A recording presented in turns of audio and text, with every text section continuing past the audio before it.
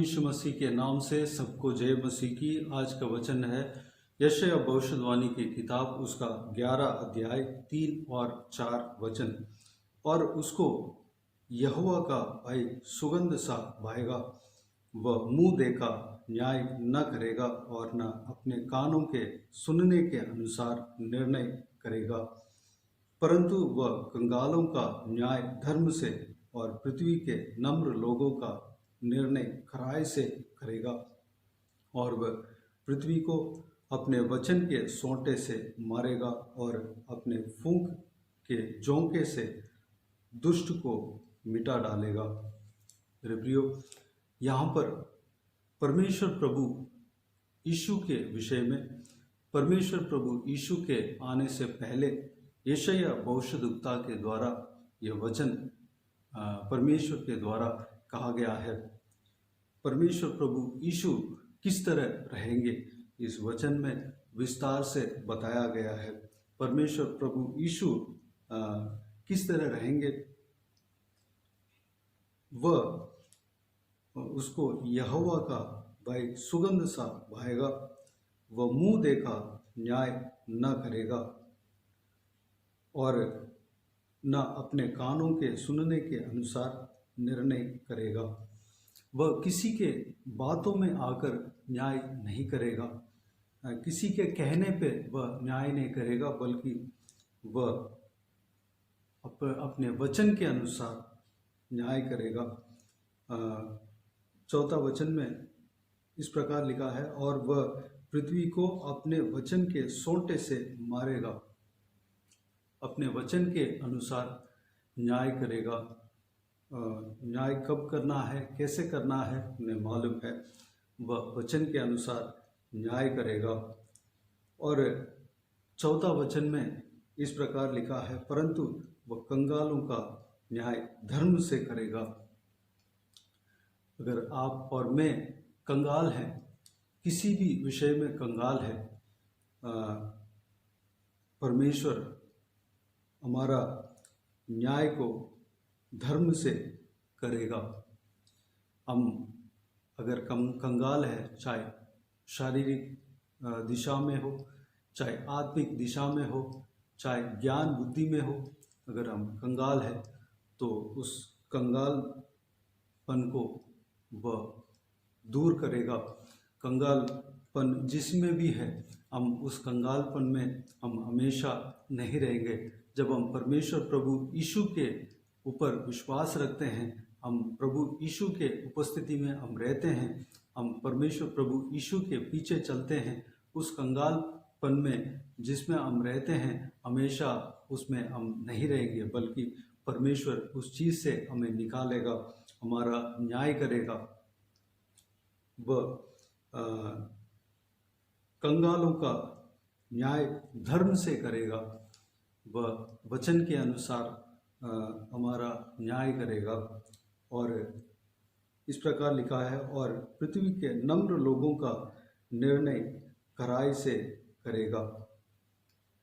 अगर जो नम्र है, जो दीन है, नम्र है, उनका निर्णय खराई से करेगा। मत्ती रचित सुसमाचार, उसका 5 अध्याय 3 वचन में परमेश्वर प्रभु यीशु इस प्रकार कहता है, धन्य है वे जो मन के दीन है, क्योंकि स्वर्ग का राज्य उन्हीं का है। जो मन के दीन है वह स्वर्ग का राज्य में प्रवेश करता है। स्वर्ग का राज्य उन्हीं का है।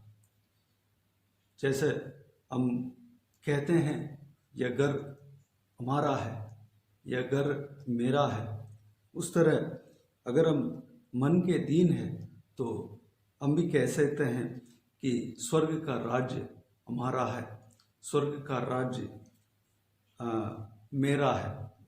क्योंकि परमेश्वर प्रभु यीशु ने कहा, जो दीन है वह उस स्वर्ग का राज्य उन्हीं का है। मेरे प्रियो, हमें दीन रहना है। जब हम दीन रहते हैं, परमेश्वर हमें स्वर्ग का राज्य में प्रवेश कराएगा। और पृथ्वी के नम्र लोगों का निर्णय खराई से करेगा। जब हम नम्र रहते हैं, परमेश्वर हमारे लिए निर्णय खराई से करेगा, हमें पृथ्वी का अधिकारी बनाएगा।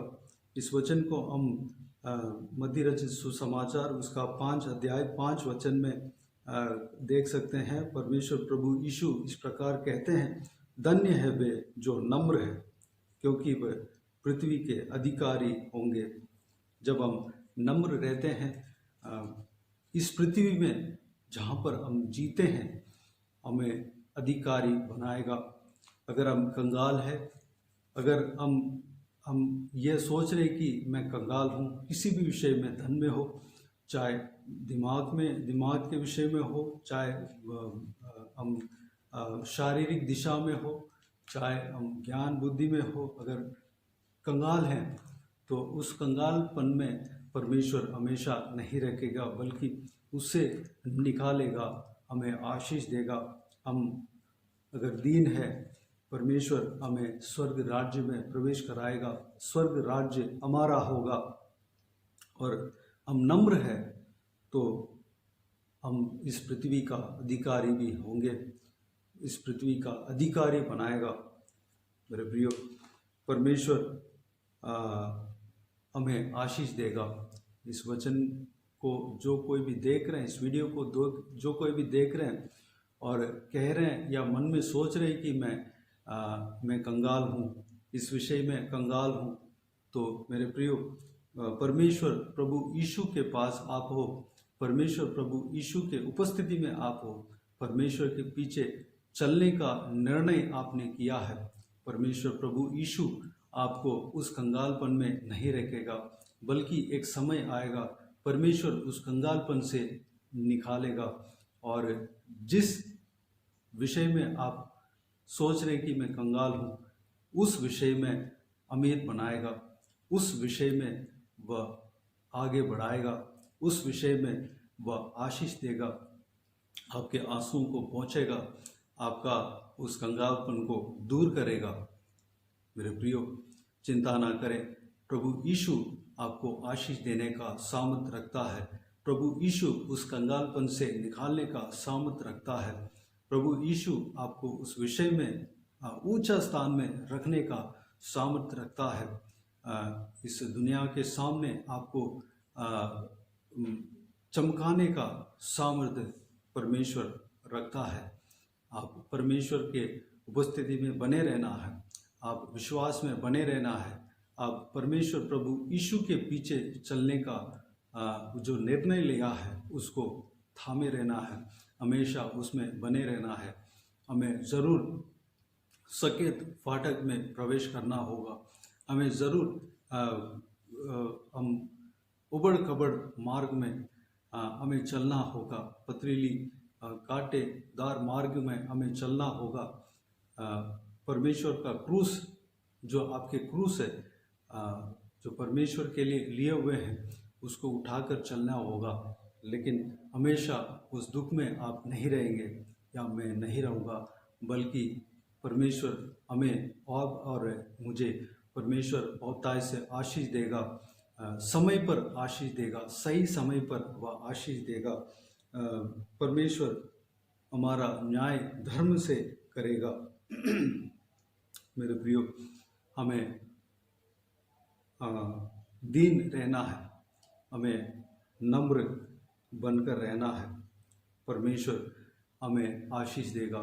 चाहे परमेश्वर हमें आशीष देने के बाद हम जब परमेश्वर किसी भी विषय में जब हमें आशीष देता है, हमें पृथ्वी का अधिकारी बनाता है, हमें ज़िंदगी में तरक्की देता है, तब भी हमें नम्र ही रहना है। दूसरों के सामने हमें दीन रहना है, दूसरों के सामने हम नम्र रहना है, परमेश्वर के सामने हम नम्र रहना है, परमेश्वर के उपस्थिति में हम नम्र रहना है। घमंड हमारे अंदर कभी नहीं आना चाहिए। परमेश्वर हमें और आगे बढ़ाएगा, आशीष देगा। मेरे प्रियो, इस वचनों के अनुसार हम दीन रहने के लिए, नम्र रहने के लिए परमेश्वर के हाथों में समर्पित करें। परमेश्वर न्याय करेगा, परमेश्वर अपने वचन के अनुसार न्याय करेगा, अपने वचन के सोटे से मारेगा, किसी के कहने पे नहीं, किसी के बोलने पे नहीं, किसी का बात को सुनकर न्याय नहीं, बल्कि अपने वचन के अनुसार न्याय करेगा। इस परमेश्वर के जो दिया हुआ बहुमूल्य वचन के अनुसार चले, नम्र बनकर रहें। और अगर आप कंगाल हो, हमेशा उस परिस्थिति में आप रहेंगे नहीं। परमेश्वर आपका खराई से न्याय करेगा और उस लेवल से, उस पोजीशन से वह दूर एक ऊंचा स्थान में रखेगा। और जब हम दीन रहते हैं, स्वर्ग राज्य हमारा है। और जब हम नम्र रहते हैं, परमेश्वर इस पृथ्वी का भी अधिकारी बनाएगा। तो मेरे प्रियो, इस वचन के अनुसार चलने के लिए अपने आप को परमेश्वर के हाथों में समर्पित करें। आइए हम प्रार्थना में जाएं। स्वर्ग पिता, दयालु परमेश्वर, आपको धन्यवाद देता हूं। परमेश्वर पिताजी, आपका इस बहुमूल्य वचन के लिए आपको धन्यवाद देता हूं।